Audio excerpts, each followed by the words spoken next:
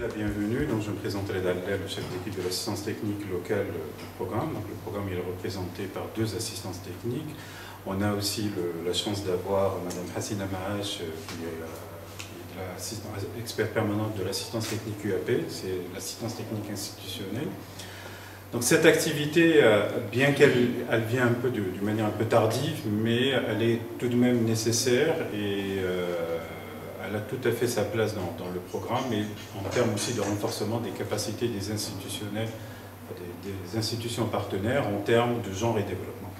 Pendant longtemps, on parlait, on essayait aussi d'intégrer les femmes, mais c'était tout simplement des statistiques. On était tout content d'avoir atteint un certain nombre en termes de statistiques d'intégration des femmes dans les activités.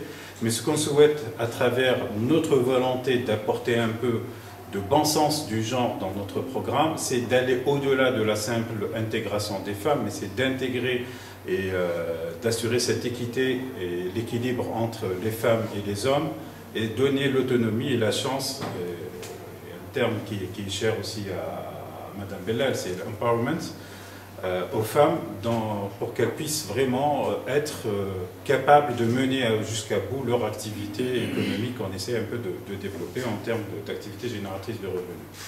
Je reviens d'une mission où j'étais dimanche à Tiaret et à Tissimsilet, et on parlait un peu, je parlais avec les élus locaux sur notre volonté d'essayer à tout prix d'impliquer les femmes dans nos activités génératrices de revenus. Pour eux, ils cherchent toujours la solution de facilité. On essaye de négocier pendant 30 minutes les contraintes organisationnelles de manière à essayer d'impliquer les femmes, comment qu'on puisse les intéresser, sortir de leur maison, assurer leur transport.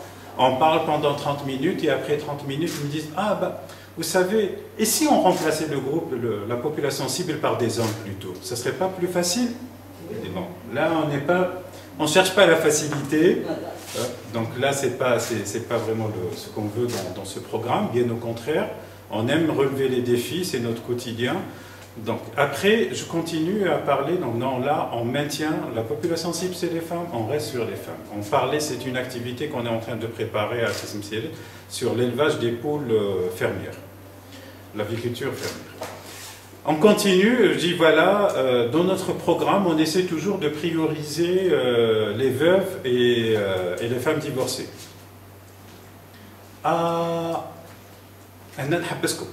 Ça, c'est les élus.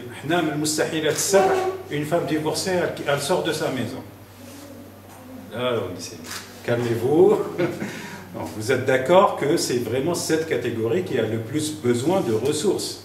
Oui, oui, on est tout à fait d'accord. Mais voilà, la culture, elle est comme ça. Non, attendez, on est quand même... Je dis, ni la religion ta'ana, ni les principes ta'ana n'interdisent à une femme divorcée de participer à une action qui est parrainée par le maire, le programme, un ministère, qui offre toutes les conditions de confiance possibles, 5 jours de formation, et ça donne maintenant l'opportunité à cette femme vraiment de subvenir à ses besoins et de couvrir les besoins de ses enfants et tout. Non, il y a tout un travail qui nécessite d'être fait. On n'est même pas arrivé à la moitié du chemin. Donc, intégrer statistiquement des femmes dans nos activités n'est pas suffisant. Il y a un grand travail à faire qu'on souhaite vraiment faire à travers ces actions aussi de renforcement de capacité et de sensibilisation sur la notion du genre et développement et de l'implication des femmes dans les projets. Donc, au-delà de la simple activité de formation, on veut vraiment leur donner cette opportunité d'abord d'y prendre part, mais aussi de concrétiser leurs projets et de bénéficier des ressources qu'ils vont gagner à travers la commercialisation de leurs produits. Donc, je vous souhaite un très bon atelier. Noël, si tu veux ajouter, c'est bon. Donc, vous avez la chance, la grande chance et l'opportunité d'avoir Dr Bellal comme formatrice principale. Donc, il y a avant cette formation épluché tous les documents, les dossiers, les activités du programme. Donc, elle travaille dessus depuis plusieurs jours.